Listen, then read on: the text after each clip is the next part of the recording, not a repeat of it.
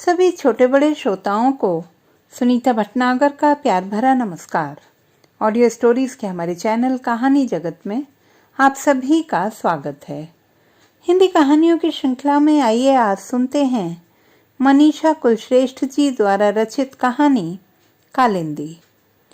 रिक्शों के हुजूम में मेरा रिक्शा भी बहुत धीरे ही सही मगर आगे बढ़ता जा रहा है। भीड़ इतनी है कि पैदल चलो तो कंधे छिलें। रिक्शे भी आपस में उलझ रहे हैं। अब तो यहाँ भीड़ और बढ़ गई है। मैं फिर लौट रहा हूँ वहाँ, उस एक गली में जिसकी पहचान उसमें रहने वाली उन कुछ औरतों से थी और शायद अब भी है, जिनके सर्वसुलभ जिस्मों की महक हवाओं में सूंघ कर न जाने कहाँ कहाँ से लोग आते थे। सामान लाद कर मुंबई आए ट्रक ड्राइवर, सुदूर प्रदेशों से रोजी की तलाश में परिवारों को पीछे छोड़ आए मजदूर, कामगार, निचले तबके के लोग, कुछ मध्यम वर्ग के भी, अपनी औरतों से उकताए लोग। यह गली हमेशा अनजाने चेहरों के हुजूम से घिरी रहती थी। ये चेहरे तरह तरह का शोर मचाया करते थे। समय कोई भी तय नहीं था। हर वक्त एक भूख में बिलबिलाते चेहरे। मुझे जहां जाना था वह एक 3 मंजिला पीली इमारत थी, डहती हुई सी, जिसके छज्जे लटके हुए थे। अनैतिकता वहां खुले सर घूमती थी। तरह तरह के गलत सही कामों में मुब्तला वहां बहुत से परिवार थे। अवैध शराब बेचने वाले, बहुत निचले तबके के स्मगलर, नशीली दवाओं का धंधा करने वाले, फिल्मों में एक्स्ट्रा का काम करने वाले, ऑर्केस्ट्रा और बार में नाचने वाली लड़कियां, ऐसी कुछ औरतें जो खुलकर शरीर का धंधा करती थीं, कुछ ऐसी जो चुपचाप अपने बच्चों से छिपकर पति या पिता की सहमति से दैहिक सुख के बदले में घर का खर्चा चला रही थी, बहुत कम कीमत पर। आह, इतनी कम कि ऐसी पीली इमारतों की एक श्रृंखला थी। पीली इमारतों के आगे दलाल, जो अक्सर उनके पति या प्रेमी हुआ करते थे, और ग्राहक वहां की औरतों के जिस्मों का भाव-ताव करते। गहरे अंधेरे कमरे, सीलन और बदबुओं से गंधाते ग्राहकों की प्रतीक्षा में उन पीले घरों की परछाइयों में एक आतंक और डर भी थरथराता था। कई बार वहां चाकू चल जाते, बलात्कार होते। कभी कभी मैं हैरान होता हूँ यह सोचकर कि वह एकदम सही माहौल था जो मुझे नशीली दवाओं का आदी बना सकता था, या फिर मैं किसी पेडोफिलिस यानी बच्चों का यौन शोषण करने वाले आदमी या औरत के हाथों रबर के गुड्डे की तरह तोड़ मरोड़ दिया जा सकता था। पूरी गुंजाइश थी उस माहौल में कि दुर्गा जैसी कामुक औरत मुझे फुसला लेती या डेविड की गोद में बिठाने वाले खेल मुझे बर्बाद कर देते। उस चाल के और बच्चों जैसा ही कोमल शिकार था मैं भी। उस जगह के घातों प्रतिघातों के प्रति सदा छठी इंद्रिय जागृत रखते हुए जमुना मुझे आगाह करती रहती थी। इसके पास मत जा, उसके साथ बात नहीं, इसके कमरे में गया ना तो देखना, उसके साथ खेला तो। फिर भी मैं इन भयावह कल्पनाओं में जीने लगता हूँ कि ऐसा हुआ होता तो क्या होता। मुझे अजीब सा पीड़ादायक सुख मिलता है इन कल्पनाओं में। मैं अपने अंतस के खाज भरे कोने खुजला कर लहूलुहान कर लिया करता हूँ, मीठा दर्द और मीठा सुख। कस्टमर शब्द उस गली के हम उम्र बच्चों के बीच एक डरावना शब्द था। एक पिशाच जो औरतों का गला दबाया करता था। औरतें उसकी गिरफ्त में कराहती थीं। एक पिशाच जिसके न आने से कभी कटोरदान में रोटी कम पड़ जाती थी, या फिर बचती तो सब्जी या शोरबे के बिना ही खानी होती थी। किंवदंतियां जुड़ी थी इस शब्द से। पहली बार जब यह कान में पड़ा तो मेरे अलावा बाकी बच्चों को कुछ भी अटपटा नहीं लगा। हम सब बच्चे रात को 10:30 बजे बिल्डिंग के सामने खेल रहे थे। तभी छोटू दलाल आकर बोला था, साले रंडी खानों की औलादें, ये कोई खेलने का टाइम है? तुम पर तो अफीम भी अब असर नहीं करती। जाओ जाकर सो जाओ, कस्टमरों का टाइम है ये। मैंने कस्टमर कभी नहीं देखा था। एक बार मैं स्कूल से लौटा तो देखा कि वो किसी आदमी को जल्दी जल्दी कमरे से धकेल रही थी। मैंने पूछा, यही कस्टमर था क्या? वह फटी हुई आंखों से मुझे देखती रही और बिना खाना दिए बिस्तर पर धम्म से गिर गई। मैं शाम तक भूखा बैठा रहा। उसके संदूक में रखे पुराने एल्बम में पीली पड़ी हुई तस्वीरें देखता रहा। सारे चेहरे अजनबी।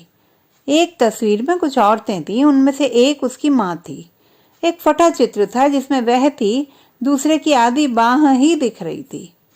वह इस गली की सारी औरतों से अलग थी, ऐसी जो जिंदगी अपनी तरह से अपनी शर्त पर जीती है, चाहे वह गलत हो या सही। ऐसे में अनपढ़ होना कोई मायने नहीं रखता। बचपन में भी उसका ऐसा कड़क होना मुझे खुशी देता था। वह सब के सामने घुन्नी सी रहती थी, अकेले में बहुत बातें करती। वह अपने डर बांटती जिन्हें मैं बहादुर बच्चे की तरह दूर करने की कोशिश किया करता था। वह झगड़ती अपनी रोजमर्रा की जरूरतों से, तरह तरह के काम पकड़ती छोड़ती, कभी कपड़ा धोने का साबुन घर घर बेचती, कभी साड़ियों के फॉल लगाती रात रात तक, या फिर मालिश करती औरतों की। जिंदगी को दी अपनी संपूर्णता का मोल वह नहीं जानती थी। उसकी नुची कुतरी हुई संपूर्णता का एहसास उसे तभी होता था जब वह नौची या कुतरी जा रही होती थी। जिंदगी के साबुत टुकड़े का नौचे कुतरे जाने का सिलसिला कब शुरू हुआ, यह उसकी याददाश्त में धुंधला पड़ चुका है। अब वह बिस्तर पर पड़ी है, मैं उससे रूबरू हूं। वह मुझसे आंख नहीं मिलाती। मैं अपने मन की खोह में घुसकर खुदाई करके इस औरत से अपने अटूट संबंध की जड़ खोज रहा हूं। मैं खिड़की से बाहर देखता हूं, लगातार बूढ़े पेड़ बेचैनियों में अपनी डालियां हिला रहे हैं। धूल और धुएं से उनकी पत्तियों का हरा रंग सलेटी हो गया है। जड़ें सड़क का कोलतार फाड़ कर बाहर आकर सांस लेना चाहती हैं। भीतर नमी नहीं है ना, लवण है, प्यासी सी रेत है। अटपटी हालत में है पेड़, इस हैरानी में कि वे यहाँ कैसे पहुंचे। उन्होंने जब बीज में से सिर उठाया था तब यहाँ एक जंगल का मुहाना था। अब यहाँ भीड़ है, आसपास भरे पूरे बाजार हैं और हैं गलियों के गुंजल। आसपास की महक से बुरी तरह उकताया सा मैं उसे देखता हूँ। उसकी कुतरी हुई संपूर्णता के साथ उसकी जीजी विशा उसके माथे पर जल बुझ रही है। यह औरत जीवंत थी मेरे सपनों में, मेरे बचपन में। वह बचपन अब महज सपना ही तो लगता है। इसकी और मेरी उम्र में महज 15 सालों का फर्क है। मेरे बचपन में यह भी किशोरी थी। स्कूल का रास्ता उसकी बातों से महकता। मेरा बस्ता थामे वह 2 मील चलती थी। मैं उससे कहता कि चाल के और बच्चों की तरह मैं भी वहीं पास के सरकारी स्कूल में पढ़ूंगा, इतना चलना नहीं पड़ेगा। तू अलग है उन सब से, और देख मैं भी। वह वहीं रुक जाती और चालू हो जाता उसका भाषण। भीड़ और धुएं से भरा रास्ता आगे चलकर जंगली फूलों से भरा जंगल बन जाता। उसकी ढेर सारी बातों से वह रास्ता मजेदार हो जाता था। स्कूल की गली आने से पहले ही वह पलट जाती। मैं चीखता कि स्कूल के गेट तक चलो। वह गुर्रा कर मना कर देती। मुझे और काम नहीं है क्या? उसका मुलायम चेहरा रूखा हो जाता। मैं पूरे बचपन इस औरत का मुरीद रहा। नायलॉन की सस्ती साड़ी और सूती सलवार कुर्ते में भी परी सी लगती थी वह। उसका सांवला रंग, घुंघराले बाल, बड़ी आंखों के नीचे के स्याह घेरे, उसकी मांसल पीठ, उघड़े पैर और गले की उभरी हड्डी, सब कुछ। बाद के सालों में मुझे इस पर बहुत गुस्सा आने लगा था।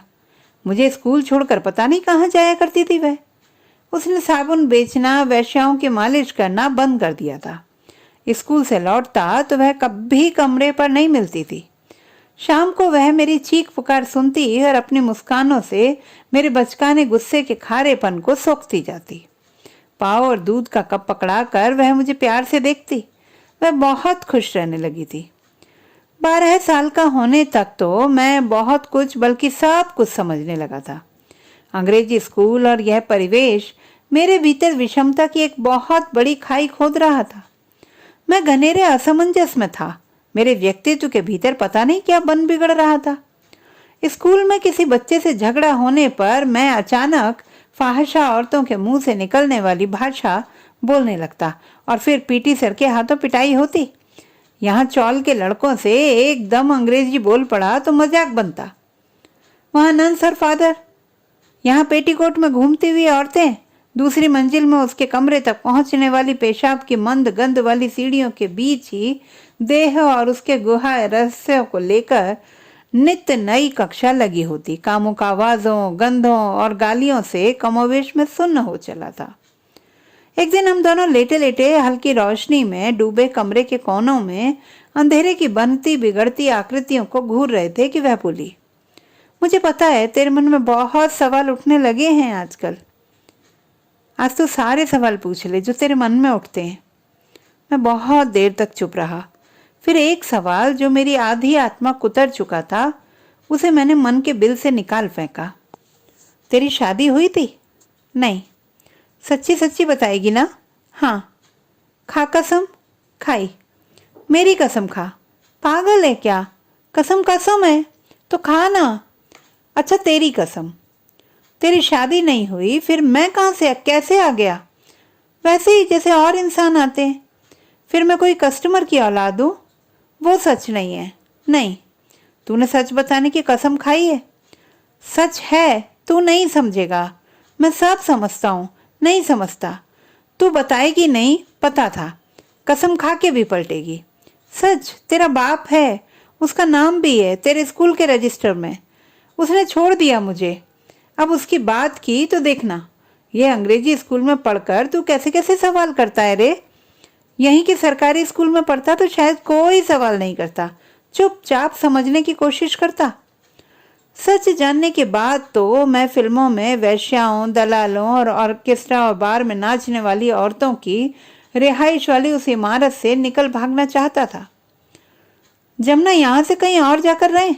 किराया कहाँ से देंगे? इसका कहाँ से देती है? इससे छोटा और कच्चा झोंपड़ा चलेगा, पर ये नहीं। इसका किराया नहीं देती। ये मेरी माँ का कमरा है, खरीदा हुआ। तू तो कहती थी दूर कहीं रत्नागिरी में तेरा घर है, आम के बाग हैं। ऐसे ही वो धंधे वाली थी, उसने ही ये कोठरी खरीदी थी। रत्नागिरी में तेरे बाप का घर है और तू भी अब। उसकी आंखें फिर पथरा गईं और वह बैठे बैठे दीवार पर सर मारने लगी। पहले हल्के हल्के, फिर जोर जोर से। मुझे चिढ़ हुई इस नाटक से। उस दिन भी मेरे मुंह से कस्टमर शब्द सुनते ही पगला गई थी। शरीफ बनती है साली। गली के और बच्चे दिन रात कस्टमर की बातें करते हैं, उनको कोई औरत कुछ नहीं कहती। यह है कि नाटक। तब से मैंने उसे कुछ भी कहना पूछना ही छोड़ दिया। मुझे शक नहीं, यकीन था वह मुझे स्कूल छोड़ करके धंधा किया करती थी। अगर नहीं करती तो मेरे अंग्रेजी स्कूल की फीस कहाँ से लाती? रात को परियों की कहानियां सुनाते हुए जरूर मुझे अफीम चटाती थी। उसका बटुआ हमेशा 10-10 के नोटों से भरा रहता था। अब एक पासबुक भी रखती थी वह। एक दिन मैं स्कूल के रास्ते में से ही लौट आया। पीली इमारत के सामने बने एक सस्ते होटल की टेबल पर बस्ता लेकर बैठा रहा। मैंने देखा वो साड़ी पहने थी, बाल खोले थे, उसमें सेवंती के फूल लगे हुए थे, हाथ में पर्स था। कहाँ जाती है ये? आज देखना ही होगा। आज अपने सारे भरम तोड़कर विषमता के चौड़े पाटों के सिरों पर रखे अपने पैरों को हाथ छोड़ दूंगा और इस बज बजाती खाई में ही गिर जाऊंगा। बस तो वहीं भूल कर मैं उसके पीछे लग गया। गली दर गली, चौक और मोड़, कुछ कच्चे रास्ते और रेल की लाइनें, फिर 9-15 के लोकल। मैं भी बिना टिकट चढ़ गया भीड़ में। मुझे लगा उसने मुझे चढ़ते हुए देखा, पर उसने मुंह फेर लिया। मैं एक मोटे आदमी के पीछे छिप गया था। जहां वो उतरी मैं भी उतर गया। वह फिर चल पड़ी, एक चौड़ी सड़क के फुटपाथ पर। मैं खींच रहा था, कितना और चलेगी? अचानक वह एक चर्च जैसी दिखने वाली इमारत में घुस गई। जब सिक्योरिटी वाला एक आदमी का पास देख रहा था, तभी मैं बड़े से गेट से चुपचाप भीतर चला गया। बड़ा सा हरा भरा बगीचा, सामने पीले लाल पत्थरों वाली बहुत बड़ी इमारत थी। बड़े बड़े खंभे, बड़ी मेहराबों वाले बड़े बड़े दरवाजे, सब कुछ बड़ा और खुला, साफ और खुशबूदार हवा। सब कुछ भूल कर मेरा मन खुश हो गया। उस बदबूदार नर्क के सामने यह बहुत सुंदर एक स्वर्ग था। मैं इस स्वर्ग का और सुख लेता कि वह इस खुली खुली इमारत के गलियारों में घुस गई, जहां बड़े बड़े हॉल थे, सफेद पोश आदमी, साफ सुंदर औरतें और पढ़ने वाले लड़के लड़कियां आ जा रहे थे। क्या यहाँ नौकरी करती है वह, या उसका कोई सगे वाला? वह गलियारे के एक हॉल में दाखिल हुई, फिर तुरंत पलट आई। वह सफेद खंबे के पीछे छिप गया था। वह मुड़कर उसी खंबे की तरफ आ रही थी। क्या उसने देख लिया? मेरा दिल गले तक उछल आया। दौड़ दौड़ कर, चल चल कर, वैसे भी मेरी सांसें काबू में नहीं आ रही थी। उसकी परछाई दिखी तो लगा कि वह हल्की उदास मगर बहुत शांत थी। खंबे के जरा पहले उसने एक बड़ा दरवाजा धकेला और अंदर चली गई। मैंने चैन की सांस ली और खंबे के पीछे से निकल आया। अब मैं वहां एकदम अकेला खड़ा था, हवा में उड़ते पत्तों और ठंडे सन्नाटों के बीच। मैंने चारों तरफ नजर डाली। गलियारे के दोनों तरफ चित्र टंगे थे, बड़े अजीब से। हरी गाय और जामुनी पहाड़, खेतों में झुके हुए अधनंगे हड़ियल आदमी और औरतों के झुंड, पेड़ों में उगे लाल फलों पर कुछ रोते कुछ हंसते चेहरे। कैसे चित्र हैं ये, बड़े भद्दे और डरावने से। तभी बहुत से पैरों की धपड़ धपड़ आहटें सुनाई दी, कुछ खिलखिलाहटें और बातें। मैं गलियारे के एक खुले हिस्से से बगीचे में कूद गया। उसे दरवाजे में भीतर घुसे 15 मिनट से ज्यादा हो गए थे। मैं लगातार उस दरवाजे पर नजर टिकाए रहा। अचानक एक डर पेट में गड्ढा बनाने लगा। पेट में हल्का हल्का कंपन हुआ, जो आतंक का पूर्वाभास होता है। वह इन गलियारों और बड़े बड़े कमरों में खो गई तो मैं क्या करूंगा? वह बेखबर घर जाएगी और मुझे ढूंढेगी, और मैं इस एकदम अजनबी इलाके में खो जाऊंगा। लौटने का रास्ता, ट्रेन का स्टेशन, कुछ भी तो पता नहीं था मुझे। मैं तो पीली इमारतों से स्कूल और उसके आगे कभी आया ही नहीं। मगर कल तो वह वापस आएगी। वह अगर नौकरी करती है यहाँ पर, यदि नहीं करती हो तो, और आज बस किसी काम से आई हो, तो मैं क्या करूँगा? मुझे लगा 15 साल का होकर भी बच्चे का बच्चा ही रह गया मैं। चौल के बच्चे जो चिढ़ाते हैं, वह सही है कि मैं दूध पीता बच्चा हूँ, उसके पल्ले से चिपका रहता हूँ। अब मेरी हथेलियों में पसीना चिपचिपा रहा था, भूख पेट जला रही थी, आंखों में आंसुओं के कण किरकिरा रहे थे। भीषण असुरक्षा मन में भर गई थी। एक इच्छा हुई कि गेट के पास बैठे चपरासी से जमुनाबाई सलूके के बारे में पूछे, पर अगर उसने मुझे पकड़ लिया और पूछा कि अंदर कैसे घुसा तो? मैं सहमा हुआ गलियारे के साथ साथ नीचे घास पर चलता रहा। आगे गलियारा बंद हो गया, खिड़कियां शुरू हो गईं। एक के बाद एक, कई में हर खिड़की के नीचे एक पतले चबूतरे पर चढ़ उतर कर खिड़की दर खिड़की झांकता हुआ सरकने लगा। कहीं पर्दे तो कहीं पर्दे नहीं। कहीं अंदर बड़े कमरों में हर दीवार पर चित्र ही चित्र और चित्र बनाते लड़के लड़की, कहीं छोटी बड़ी मूर्तियां तो कहीं लोहे और लकड़ी की अजीब सी आकृतियां बनाते लोग, बड़ी बड़ी लाइटें और कैमरे। भीतर दुबका आतंक अब उत्सुकता में बदल रहा था। एक उम्मीद जागी थी कि अब मैं उसे खोज लूंगा। एक खिड़की में मैं ठिठक गया। कमरा खाली था, पर्दा खुला था। दीवारों पर नंगे मर्द और औरतों के चित्र लगे थे, जवान भी और बूढ़े भी, और बहुत बूढ़े नंगे मर्द और औरतें। मैं बुरी तरह अचकचा गया। तब तक मैंने नंगी औरतों वाली किताबें देख ली थी। चौल में वैसी किताबें हर कहीं मिलेंगी, और उनके पन्नों पर सफ़ेद सुंदर नंगी कामुक औरतें। मुझे लगा क्या बकवास है, ये कैसी हैं? किसी के चेहरे पथरीले हैं, किसी की देह ढलकी हुई, लटकी छाती और मोटे नितंबों वाली औरतें। मुझे जुगुप्सा सी होने लगी। तभी कुछ लड़के लड़कियों का झुंड घुसा कमरे में, और उनके पीछे वह। मन हुआ कि आवाज दे दूं, पर वह टेबल पर चढ़कर बैठ गई थी। मुझे हैरानी हुई, इसकी साड़ी कहाँ गई? ये तौलिए का झब्बा सा क्या पहना है? अब क्या इस ड्रेस में ये उन लड़के लड़कियों को पढ़ाने ही लगेगी? एक दाढ़ी वाला पेट के बल मेज पर लेटा, पैर मोड़कर कूल्हे उठाकर वैसे ही उसे कुछ कहा और फिर उतर कर गोल टेबल पर बैठ गया। लड़के लड़की भी उस मेज के दो तरफ बैठ गए थे। दूसरी लंबी मेज पर वो थी। कहाँ गई इस मेज पर कूल्हे ऊंचे करके लेटी यह नंगी औरत? कौन है? मैं सुन्न हो गया था। ये सब क्या था? तुरंत खिड़की पर से बेजान होकर नीचे कूद गया। कुछ देर वहीं लेटा रहा। कुछ समझ नहीं आ रहा था कि ये कैसा धंधा है। उन वैश्याओं, सफ़ेद नंगी औरतों की किताबों और इसकी इस नंगी नुमाइश के बीच क्या कोई फर्क है? यह ऐसा क्यों कर रही है? मेरे शरीर से जान निकल चुकी थी, दिमाग पर पाला पड़ गया था। फिर मैं घास के लंबे मैदान को दौड़कर पार करके दीवार फांद कर बाहर आ गया और सिक्योरिटी वाले से जरा हट कर उसका इंतजार करने लगा। वह 2 घंटे बाद निकली और चल पड़ी। कुछ देर चलकर उसने जरा सा पीछे मुड़कर देखा। मैं बेमन से दीवार से सट गया, फिर चल पड़ा उसके पीछे, शिथिल मगर सजग, उन्हीं रास्तों पर। मैं उसके घर पहुंचने के 2 घंटे बाद घर पहुंच गया था। इधर उधर आवारा घूमता रहा, भूखा और बहुत से सवालों में घिरा हुआ। उसकी जो नंगी गीली परछाइयां मेरे सवालों से लिपटी थी, न जाने कितने सालों तक यूं ही लिपटी रहीं, फिर वक्त के साथ सूख सूख कर झर गईं। शायद एकाध अब भी हरी हो, लिपटी हो। मैंने उन बिना जवाब के सवालों को बहुत दिनों से नहीं पलटा था। मसलन वह कुछ और भी तो कर सकती थी। आखिरकार नंगे ही होना था क्या? मेरी नजर उसके चेहरे पर उगी झुर्रियों के एकदम नए जाल पर पड़ती है। उस जाल में बहुत से पुराने सपनों के पंख फंसे हैं। उसकी आंखें मुंदी हैं। आज जब मैं उसके चेहरे में झुर्रियों के जाल को देखता हूँ तो हैरान होता हूँ। क्या सच में ये बहुत चतुर थी? 32 दांतों के बीच अपने मूल्यों के साथ जीभ सा बचे रहना चतुराई थी। पूरी जिंदगी अपने वजूद की नंगी परछाइयों को ढकने की कोशिश में मुझसे भागती रही। क्या वह चतुराई थी? यह आज भी वही नौकरी करती है। कहती है रिटायर होकर ही छोड़ेगी, पेंशन लेगी, यहीं रहेगी। मैं जानता हूँ जिद्दी है। ये खुद क्या कम जिद्दी है? प्रोफेसर साहब के फोन करने के बावजूद ये आर्ट कॉलेज नहीं आया। मुझे पता था नहीं आएगा। वहां उसे डराने वाले भूत छुपे हैं ना, खंबे के पीछे, टेबल के ऊपर। आज दोपहर हुआ कि ये पोज देते देते मैं बेहोश हो गई।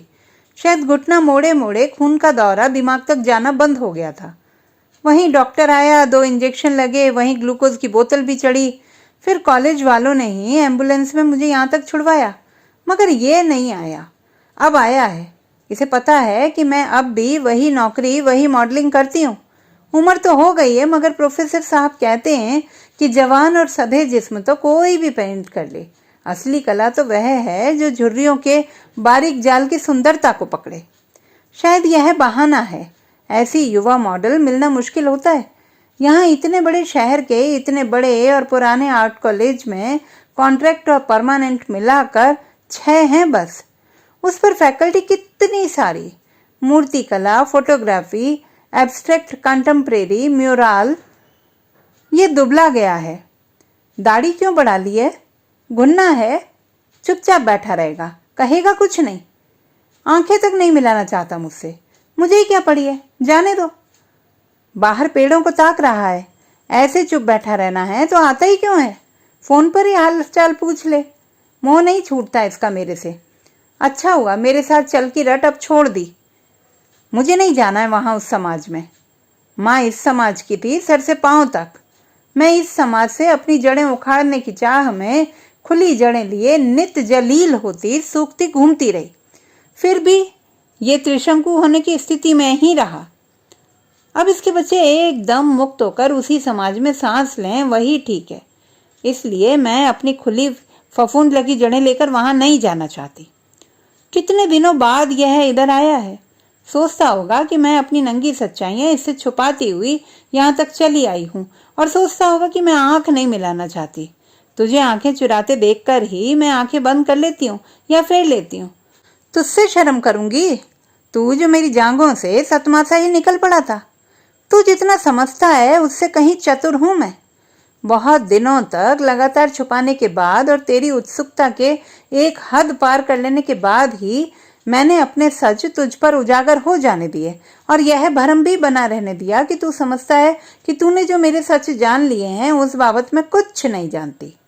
अब तो कुछ भी समझ कि कपड़े उतारकर वैश्याओं की बस्ती में मैं पवित्रता का ड्रामा किए हुए बैठी हूँ। मैं जानती हूँ कि तू जानता है मेरा हर सच, वो चाहे पवित्र हो कि ना हो। तुझे हक था जानने का उस पहली सांस से, जब तू मेरी जांघों के बीच खून के तालाब में अचानक आ गिरा था। मुझे नहीं पता कि मैंने इससे कुछ छिपाकर गलती की थी या नहीं, लेकिन अपनी माँ से कुछ तो बेहतर ही कोशिश रही थी मेरी। वह तो हमारे स्कूल से लौटने के बाद अगर कोई कस्टमर आता तो कहती, दीपू लाली बिस्तर के नीचे घुस जाओ, हम वहीं स्कूल का काम करते। ऊपर चलती धपड़ धपड़ के नीचे।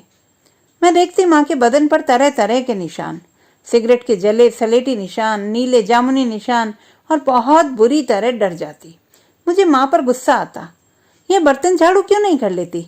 10-10 रुपए के लिए मर्दों से खुद को कुचलवाती क्यों है? मगर वह तो मुझसे भी यही उम्मीदें लगाने लगी थी। 8वीं के बाद मेरी माँ ने स्कूल छुड़ा दिया और मुझे महंगी कॉलगर्ल बनाने की सोचने लगी। एक बाहर के दलाल से बात भी की। मुझे महंगी या सस्ती कैसी भी वैश्या नहीं बनना था। मैं एक टैक्सी ड्राइवर के साथ भाग गई। प्यार व्यार का गहरा चक्कर डाला था उसने। बोला था रत्नागिरी में घर है, थोड़ी खेती है, आम के पेड़ हैं, मगर ये नहीं बताया था कि एक और पत्नी भी है। एक दिन मुझे वापस छोड़ गया अजन्मे बच्चे के साथ। मुझे तब नहीं पता था कि इन पीले मकानों के बाहर का जो समाज है वह दूसरी ही कोई दुनिया है। मेरे जाने के बाद ही दीपू भी एक ट्रक वाले के साथ खलासी बनकर गया तो फिर कभी नहीं आया। माँ बहुत गुस्से में थी। दोनों बच्चे जिनकी वजह से खुद को कुचलवाती रही, दोनों के दोनों भाग गए। इसलिए सारा गुस्सा मुझ पर उतरा। मेरे कमरे में घुसते ही माँ ने कपड़ों की तरह कूट डाला, इतना कि जांघ से खून गिरने लगा और मैंने सतमा से बच्चे यानी कि इसे जन्म दिया। माँ बीमार रहने लगी थी। कस्टमर कतराते थे। मैं वैश्याओं के नुचे हुए जिस्मों की मालिश करने लगी 5-5 रुपए में। एक दिन माँ मर गई। मैं अकेली, दलाल भी कमरे के चक्कर काटने लगे थे। तब मैंने अपने बचपन की सहेली जॉली के साथ सेल्स गर्ल का काम पकड़ा था। क्या नहीं बेचा, सर्फ, साबुन, बर्तन। फिर वो ही एक दिन अपने साथ आर्ट कॉलेज ले गई। पहले सिटिंग के हिसाब से पैसा मिलता था, 60 रुपए एक सिटिंग का। 7 साल ऐसे ही चला, फिर वहां की परमानेंट मॉडल की नौकरी मिल गई। अब तक पूरे 17 साल हो गए वहां काम करते हुए। जब पहली बार गई थी तो बहुत संकोच हुआ था। जॉली ने समझाया कि ये गलत काम नहीं है। अच्छा, मगर थोड़ा बोल्ड जॉब है जमुना, मैंने बहुत साल किया है। अब शादी करने जा रही हूँ ना, बेकरी वाले मोमोज के वहाँ यह सब नहीं चलेगा। तुझे अपनी जगह रखवा रही हूँ। अपनी चौल के टाट पड़े हुए, स्नानाघर में भी नहाते हुए कभी कपड़े नहीं उतारे तो इतने लड़के लड़कियों के सामने। मैं नहीं जानती थी कि वो क्या सोचते होंगे, पर उनके चेहरों पर एक सस्ती उत्सुकता नहीं थी, एक धीरज भरा इंतजार था। मैंने तौलिया का झब्बा उतार दिया था, मन ही मन यह ठानते हुए कि वैश्या बनने से तो ये थोड़ा अच्छा है। पहले मैं उनकी फरमाइश पर कठिन पोज दे देती थी, सोचती कुछ नहीं, हो जाएगा, पर 2 मिनट बाद ही समझ आ जाता कि इस पोज में रहना आसान नहीं। मगर पूरे 15 मिनट शरीर अकड़ा हुआ रहता और दर्द महसूस करता। मैं दम साधे रहती। हर 15 मिनट के बाद 10 मिनट की छुट्टी और आधा घंटे बाद 1 कप चाय मिलती। बाद में मुझे आसान से आसान पोज समझ आ गए थे, जिनमें मैं 15 से 20 मिनट बैठ या लेट सकती थी। खुजली की तेज इच्छा को टालना भी आ गया था। दिमाग वैसे ही ढल जाता है। मैं अपने चित्र नहीं देखती, ज्यादातर वो बहुत भद्दे दिखते थे। कभी कभी इतनी सारी लाइट के कारण उमस भरे दिनों में पसीने की बूंदें मेरी छातियों के नीचे जमा होती रहती, फिर इकट्ठी होकर पेट पर बह निकलती, फिर जांघों में घुस जाती। एक बार मैंने वहीं बैठे बैठे एक लड़के के कैनवास पर नजर डाली तो देखा कि उसने वो बहती बूंदें भी बना डाली हैं, छाती से पेट पर फिसलती हुई। फिर वो मुझे देखते हुए देखकर बहुत मीठा सा मुस्कुराया था। मुझे इसकी याद आ गई। स्कूल से आकर मुझे घर पर देखकर ऐसे ही मुस्कुराता था। ना मिलूं तो पूरे दिन मुंह फुलाकर रखता था। इतने लंबे समय में मुझे अपना एक ही चित्र पसंद आया था, 8 फुट ऊंचा, पूरा शरीर हल्के जामुनिया रंग का और छातियां और कूल्हे का उभार गुलाबी, बालों का रंग पीला, उसमें नीली नीली नदी की लहरें, बड़ी बड़ी आंखें मंदिर की देवी जैसी। मुझे लगा थकान और अकड़न से खड़े हुए रोंगटों वाली मेरी छाया नहीं है यह तो कोई और ही है। प्रोफेसर मोहनीश ने बनाया था इसे। वो बोले, जमुना, तुम्हें पता है तुम्हारे शरीर का रंग सांवला या भूरा भूरा नहीं है, यह जामुनी है। मैंने ये तेज रंग कभी इस्तेमाल नहीं किए। आज जब बिना लाइटों के खिड़की खोलकर तुम्हें नेचुरल लाइट में देखा तो मैंने ये रंग उठाए हैं पहली बार। मैंने ब्रश के कभी तिरछे स्ट्रोक नहीं इस्तेमाल किए, मगर आज तुम्हारे शरीर की काट और ढलान ने मुझे मजबूर कर दिया। उनको उस चित्र पर कोई बहुत बड़ा इनाम मिला था। एक किताब में वह चित्र छपा था, प्रोफेसर साहब के फोटो के साथ। उन्होंने वह किताब दिखाई। देखो, आर्ट टुडे में तुम्हारा वाला चित्र छपा है। इस चित्र को मैंने शीर्षक दिया है कालिंदी। पढ़ो अपना नाम, कालिंदी यानी जमुना, जमुना सल्लुंके। उन्होंने 1000 रुपए की बख्शीश जबरदस्ती पकड़ाई। कहते थे जीवित मॉडल ही कलाकार के मास्टरपीस बनाने के लिए एक बड़ा माध्यम होती है, लेकिन उन्हें वह इज्जत नहीं मिलती जो उन्हें मिलनी चाहिए। प्रोफेसर हर आने वाले नए बैच से कहते, ये कोई फैशन मॉडल्स नहीं है, न ये किसी ब्यूटी कॉन्टेस्ट की देन है, ये हर आकार, लिंग और आयु के साधारण लोग हैं जो यथार्थवादी कला को जन्म देने में हमारी मदद करते हैं। यहाँ नग्नता मायने नहीं रखती। आप जब कला की बारीकियों में उलझ जाते हैं, प्रकाश, छाया, कटावों और कोणों के उकेरने की तकनीकी में, उस वक्त आप कला के बारे में सोच रहे होते हैं, न कि नग्नता के बारे में। यहाँ वे नग्नता के प्रदर्शन के लिए नहीं बैठाई जाती हैं। ये तो सुपर प्रोफेशनल्स हैं। इनके माध्यम से तुम एक मानव शरीर के सही सही आकार और आयाम देख पाते हो, जो कि कपड़ों के चलते ठीक से पता ही नहीं चलते। यहाँ महत्वपूर्ण यह है कि तुम देह की लचीली मांसपेशियों को विविधता से भरे आयाम, तनाव और आराम के माध्यम से देख पाते हो। जैसा कि मैंने कहा, न्यूड मॉडलिंग आसान काम नहीं है। एक अच्छे पोज के लिए उनकी मेहनत और एकाग्रता लगती है। 20 मिनट में पैर सो जाता है, नितंब की हड्डियां दर्द करने लगती हैं, नस पर नस चढ़ जाती है। काश मैं उनकी बातें टेप करके उसे सुना पाती, जो उस दिन खुली खिड़की से मुझे पोज करते हुए देख गया था, इसी मास्टरपीस बनने वाले दिन, जामुनी रंग वाली जमुना को। हाँ, उसे देख लिया था मैंने, लोकल में चढ़ते हुए। जानती थी उसके पास पैसे नहीं होंगे, इसलिए लोकल से उतर कर रिक्शा भी नहीं किया, पैदल आर्ट कॉलेज पहुंची थी। ठान लिया था आज इसके सारे सवालों के उत्तर इसे बिना बोले दे दूं। इसीलिए जब बिना लाइट के सूरज की रोशनी में चित्र बनाने की बात कही प्रोफेसर साहब ने, तो मैं चुपचाप मान गई। पर्दे खोल दिए गए। मैंने कनखियों से उसे देखा भी। उसका चेहरा लाल हुआ, फिर बैंगनी और अंत में काला। फिर वह खिड़की से कूद गया। उस दिन जब वह घर लौटा तो मैंने बहुत दिनों बाद पास के होटल से मुर्गे का कड़ाही शोरबा, रोटियां मंगवाए थे। शायद भूख तेज थी और गुस्सा नपुंसक। उसने चुपचाप खा लिया। खाकर भी गुस्से में वह होंठ चबाता रहा। खाने के बाद जब वो हाथ धो रहा था, तब वो बोली थी, स्कूल नहीं गया क्या आज तू? गया तो था। सोचा कि पूछूं, तू आज मेरे पीछे आया था। लोकल से उतरते देख लिया था मैंने। तू क्या सोचता है, तू ही शाना है? और वहाँ आर्ट कॉलेज में तुझे सिक्योरिटी वाला ऐसे ही घुसने देता? लेकिन मैंने नहीं पूछा, क्योंकि फिर वो पूछता कि तूने फिर मुझे अपने साथ क्यों नहीं लिया, तो क्या कहूँगी? कह दूंगी कि नौकरी है वो मेरी। फिर वो कहेगा कि ऐसी गंदी नौकरी, छोड़ दे वो नौकरी। तो कहूँगी कि काम में गंदा अच्छा क्या। मुझे बस ये पता है कि इन ड्राइंग पढ़ने वाले बच्चों को मेरी ज़रूरत है। मेरे काम से इनको सीखने को मिलता है। वहाँ कोई मुझे गंदी नज़र से नहीं देखता। मैं नहीं छोड़ने वाली ये नौकरी। पूरे 7,000 मिलते हैं महीने के। मैं चुप रही, चुपचाप बर्तन समेटे और मांजे। वह उंगलियां चटकाता रहा। देखा, आज भी उंगलियां चटका रहा है। कितना मना करती रही हूँ। उंगलियां तोड़ेगा क्या? मैं आंखें खोल कर तरेरती हूँ। वह हंसता है, बचपन वाली हंसी। अब छोड़ दे ये नौकरी जो तू कॉलेज में करती है। छोड़ दूंगी, रिटायर हो ही जाऊंगी जल्दी ही। पैसा दे के जाऊँ? अभी तो है, चाहिएगा तो ले लूँगी। तेरा कैसा चल रहा है? ठीक। नौकरी बदल ली। अब फ़ोटो नहीं खींचता? खींचता हूँ, भूकंप और बम धमाके के नहीं। खून में लथपथ लोगों के फ़ोटो खींच कर भी अखबार में पैसे कम ही मिलते थे। फिर क्या? बच्चे होने के बाद खर्चा बढ़ गया है। एक कमरे में काम नहीं चलता, इसलिए अब फ्रीलांस अपना ही काम करता हूँ, एक साथ कई जगह पर। तभी तो दुबला हो गया है। काम उतना ही करना चाहिए जितना शरीर झेल सके। उधर की तरफ यहाँ के जैसे तो नहीं रहा जा सकता ना। थोड़े ज़्यादा पैसे बन जाते हैं। अब मैं विज्ञापनों के लिए भी काम करता हूँ, मॉडलों के फ़ोटो खींचता हूँ। अभी अपने खींचे फ़ोटो की प्रदर्शनी लगाई थी। उसका एक किताब में रिव्यू भी आया है, आर्ट टुडे में, डिवाइन न्यूडिटी। तुझे कैसे पता? मैंने आंखें मूंद ली। मुझे पता था उसके भीतर के अहम की हवा रिस कर उसे पिचका हुआ छोड़ गई है। तो दोस्तों, ये थी हमारी आज की कहानी। आपको कैसी लगी कमेंट बॉक्स में लिखना ना भूलें। चैनल को सब्सक्राइब करें, लाइक करें और मित्रों के साथ शेयर करें।